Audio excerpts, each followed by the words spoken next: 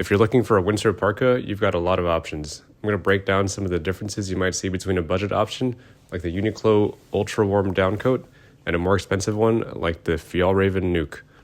Welcome to Performative Parka Personal Perspectives.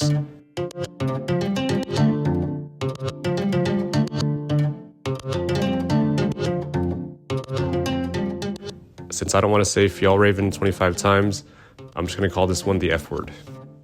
Keep in mind that more expensive does not always mean better, and there are definitely things on the Uniqlo that I prefer over the F word. One thing to note is that this is actually a Yupik, which got renamed to the Nuuk at some point, so it might have some minor differences than a Nuuk you can buy today.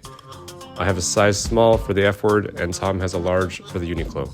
The Uniqlo was purchased at the beginning of 2026, so this might also have some slight differences from other model years of the same Uniqlo jacket, and Uniqlo is certainly not known for their clear naming conventions. Speaking of sizing, I would estimate that these both run a half size up from base layer sizing, so if you don't plan on layering up underneath either of these, I would suggest sizing down. For me, I'm 5'8" and 145, so an extra small was just a little bit tight. Tom is 6'2" and 180, so a large is just a bit big, but fits good if he layers underneath it.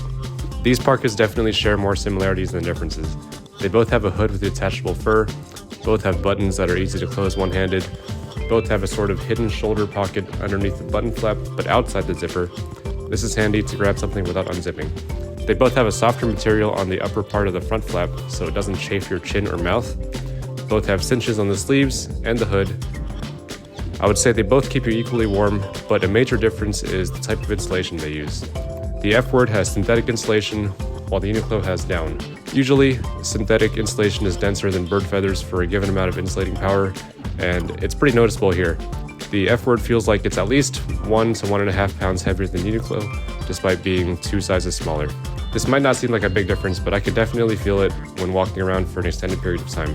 Another major difference is the number of pockets.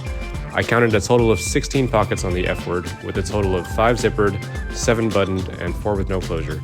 In comparison, the Uniqlo has a measly 10 pockets, with 4 zippers, 2 with Velcro, and 4 with no closure.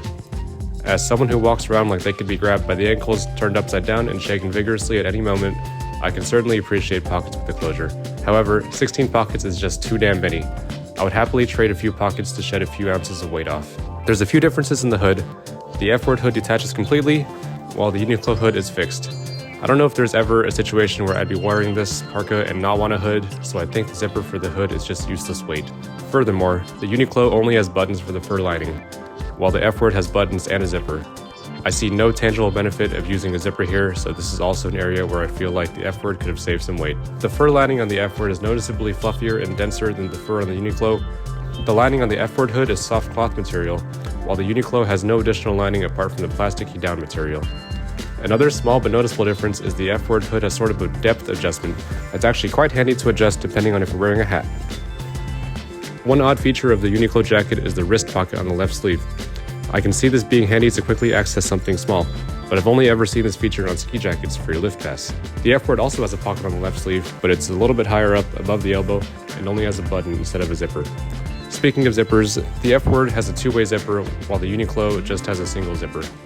Another small but noticeable difference is that the F word has 1 extra cinch around the bottom. That's handy for reducing updrafts.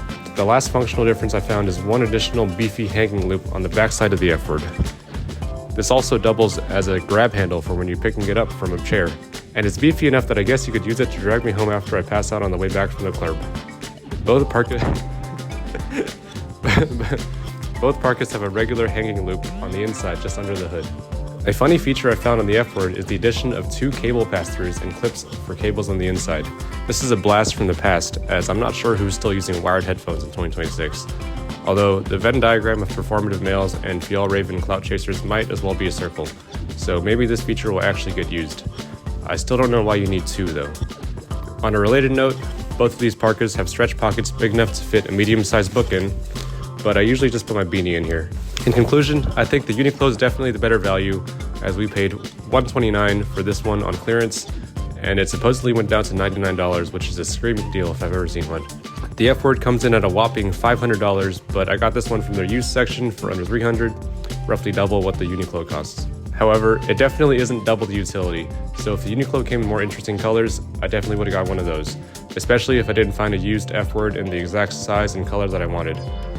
I honestly probably will end up selling the F-word if Uniqlo gets these back in stock or comes out with a cool color. If you watched this far into my jacket deep dive, please seek help. Leave a comment if you have suggestions or other things to review, or if you have any questions.